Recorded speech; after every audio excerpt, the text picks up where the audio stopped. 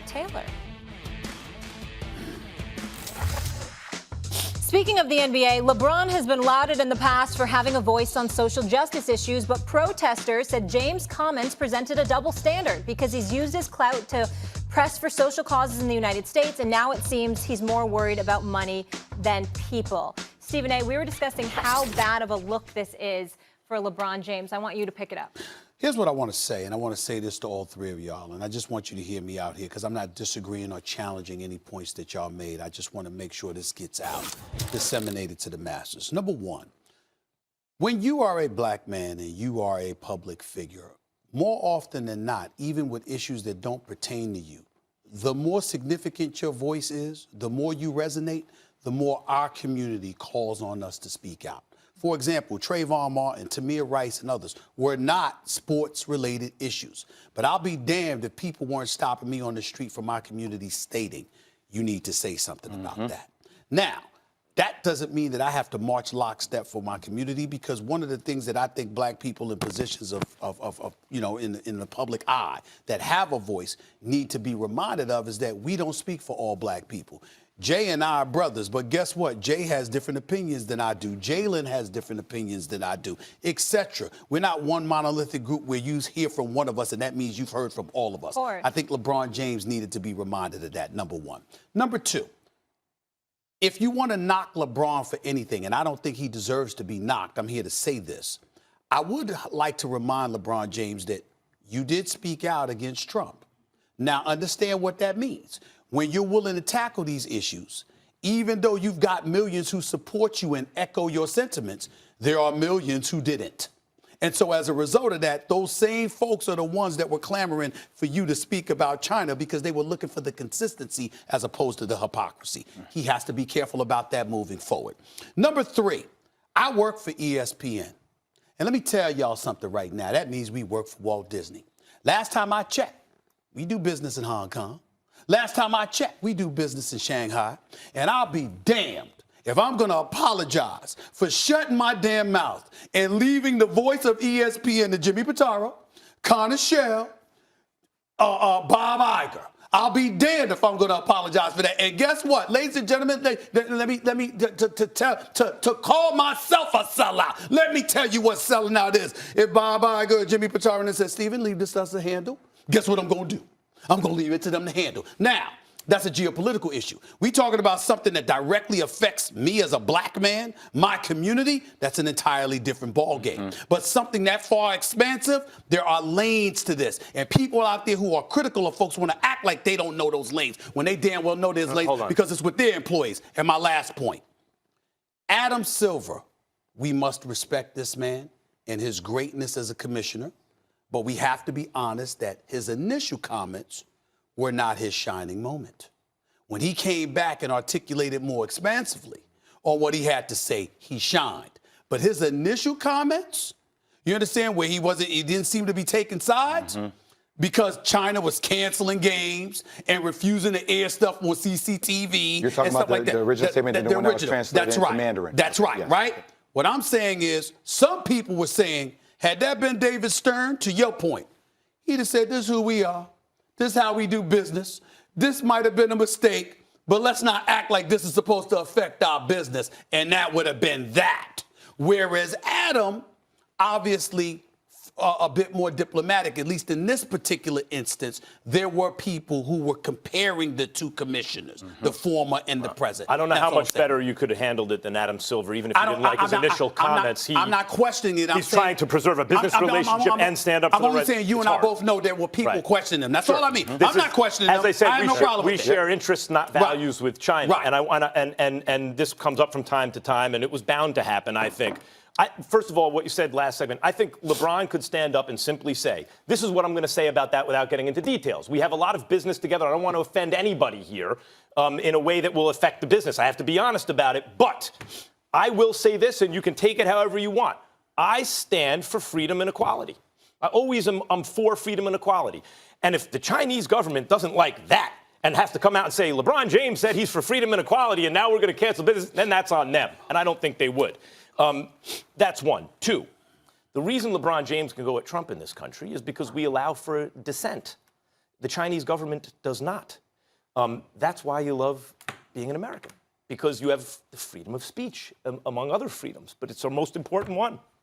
And when Bomani brought this up on the air the other day, when we export basketball, we have to be, we're importing authoritarianism in a way, right? Because the trade-off is, wait, if you want to do business, you have to be careful what you say, even here in the United States of America, because you don't want to offend your business partners. Well, to go to what you said, if the executives say, hey, leave this alone, yes, that's one thing. Then we wouldn't do it as a topic. But if we're going to do it as a topic, then you can't follow a directive where you simply say, bad Daryl Morey, because that's actually empowering authoritarianism, and it's not true. I don't think it's true that it's just bad Daryl Morey. I think Daryl Morey tweeted out a good sentiment. The timing wasn't great. It calls into question whether we should be over in China in the first place. There are arguments, by the way, to do business in China. I understand, but it does bring that question to light. Go ahead. I agree. No, this is not just business. This is politics, and politics is intellectual warfare, where we parse every sentence that you say, every word that you say. And my advice to any young athlete out there is, if you're going to speak on international issues or national issues, you have to make sure that tactically that the vernacular in which you speak is on point.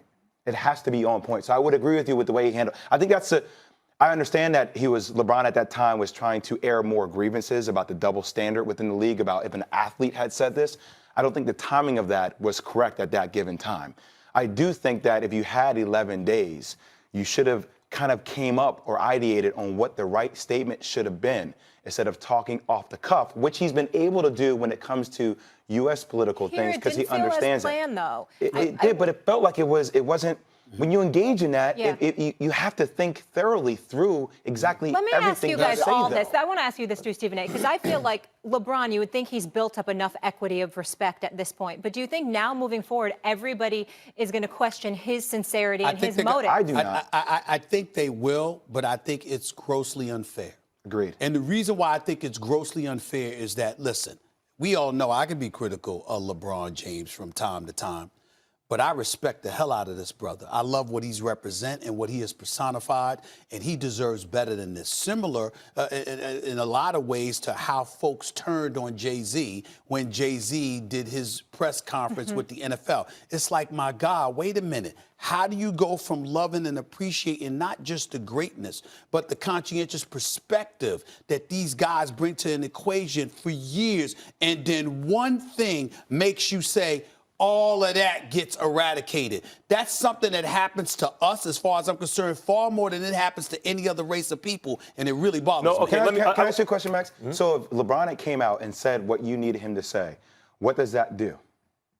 It certainly doesn't kowtow to the Chinese government. I hear the optics of it. I hear you, but overall, but if he makes his statement, then what happens after that? Message to send that whatever our business is, I stand up for ideals of freedom and equality and justice. Even if an authoritarian government halfway across the world doesn't like it, that's too bad. I don't need to get into the specifics of Hong Kong, but wait, hold on. I want to say something. Go ahead and say it, but I have a quick question for you before the segment ends. Please. I am not calling LeBron a sellout. I understand. I don't think you're a sellout for saying what you said. I think we all have, most of us have a price, and some are higher and lower than others, right? And most of us have sold out a principle at some point in our lives.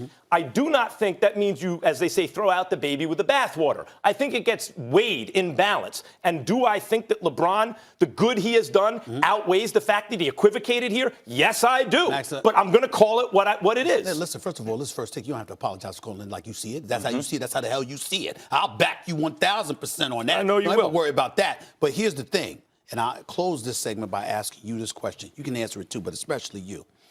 Based on what you're saying, Max, you are a conscientious white individual that comes on this air and intelligently articulates your position about what has travailed our society for centuries, right? What are we to think about all of those white folks that don't say anything about racism? that doesn't say anything. I'm not talking about you now. Another Martin Luther King quote. I'm not talking about you. I'm saying based on what you're saying in terms of what LeBron James could have done as it pertains to China, what are we supposed to think about the multitude of white individuals in this country who have never said no and continue to be silent on issues permeating disenfranchised communities? That's a very good question. Do you know what Martin Luther King had to say about that? In the end, we will not remember the words of our enemies, but the silence of our friends. Of course. That is a very good point. No, people should speak up where they see injustice. By the way, the cost at which they do that varies. Muhammad Ali was willing to risk 5 years in prison in the middle of his prime. Not everyone's Muhammad Ali, and that includes LeBron James. Last word. No, I agree with you. I just find it interesting that LeBron James has done a ton of good. I think this was a blunder in his part, but I would never call LeBron James. I know you're not calling him a sellout. I think it's the action was referred to as selling it. You're put in a bigger situation that LeBron James has never been in that scenario before. He's done he didn't handle it correctly. But I'm not going to take back. But he's done too much. He's done too much, and he's been too good for us to sit up there and come at him this way. This story's not over. LeBron, like Adam Silver, LeBron has time to do better in this situation. We wanted to poll the public. I call them our first take fam. If we should view LeBron differently, and everybody was split. 50-50 said some saying and yes, they should be ashamed of themselves. If I was LeBron James, he literally would be justified saying, "The hell with all of y'all.